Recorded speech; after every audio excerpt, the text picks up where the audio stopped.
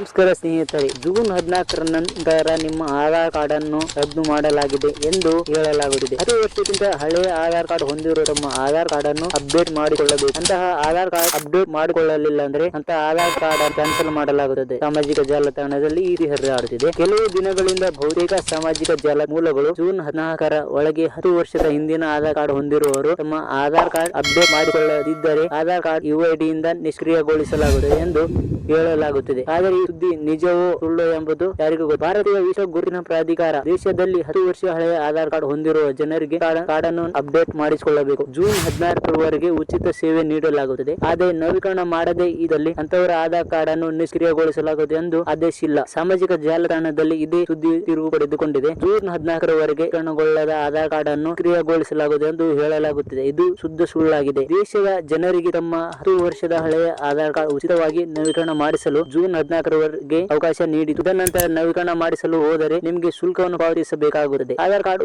ಮಾಡಿಸಲು ಆನ್ಲೈನ್ ಮುಖಾಂತರ ಮಾಡಿಸಬೇಕಾಗುತ್ತದೆ. ನಿಮ್ಮ ಹತ್ತಿರದ ಆಧಾರ್ ಕಚೇರಿಗೆ ಭೇಟಿ ನೀಡಿ 50 ರೂಪಾಯಿ ಶುಲ್ಕವನ್ನು ಪಾವತಿಸಿ ನೀವು ಆಧಾರ್ ಕಾರ್ಡ್ ಅನ್ನು ಅಪ್ಡೇಟ್ ಮಾಡಿಸಿಕೊಳ್ಳಬೇಕು. ಯಾರನ್ನ ಚಾನಲ್ ನೋಡ್ತಾ ಇದ್ದಾರೆ ಸಬ್ಸ್ಕ್ರೈಬ್ ಮತ್ತು ಬೆಲ್ ಐಕಾನ್ ಪ್ರೆಸ್ ಮಾಡಿ.